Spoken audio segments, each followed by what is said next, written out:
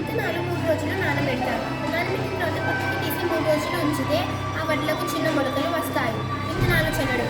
ముందుగా దున్ని సిద్ధం చేసుకున్న పొలంలో ఈ విత్తనాలు చల్లుతారు. ఈ విత్తనాలు మూరేడు పెరిగాక ముందు మనం దున్ని సిద్ధం చేసుకున్న పొలంలో 4-5 కలిపి ఒక చోట చేర్చి దూరంగా నాటుతారు. దాన్ని నాటు వేయడం అంటారు.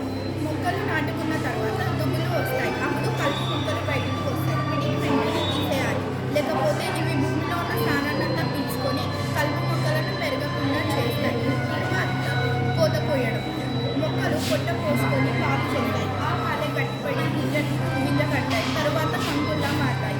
ఎప్పుడైతే పచ్చ రంగులో ఉన్న పొలం పసుపు రంగులోకి మారుతుందో అప్పుడు పంట పండినట్టు. కోత కోసి కట్టలు కట్టి పక్కకు పెడతారు. కుప్పరించడం. ట్రాక్టర్లతో యంత్రాలతో ఎడ్లతో కుప్ప నూరుస్తారు. కూర్పార పట్టడం.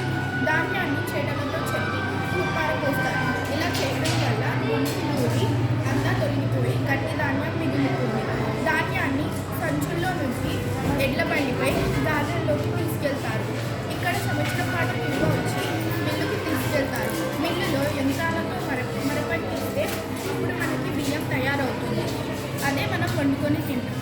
పూర్వకాలంలో సహపంక్తి భోజనాలు పెట్టేవారు. దీనితో ఆహారం వృధా జరిగేది కాదు. నేటి కాలంలో జనాభా పెరుగుదల వల్ల బఫే పద్ధతి ద్వారా భోజనాలు పెడుతున్నారు. కొంతమంది ఎక్కువ ఆహారం పెట్టుకొని తినలేక ఇలా వృధా చేస్తున్నారు. అలా చేయడం వల్ల ఆహార కొరత ఏర్పడుతుంది. అలా తిన్న ఆహారం ఎలా తినడం వల్ల పశువులు మరణిస్తున్నారు. కాబట్టి మనకి ఎంత అవసరమో అంటే తీసుకోవాలి. అప్పుడు ఆహారం వృధా జరగదు. అన్నం పరబ్రహ్మ స్వరూపం. రైతులు కష్టపడి ఆహారాన్ని పండిస్తున్నారు. కావున ఆహారాన్ని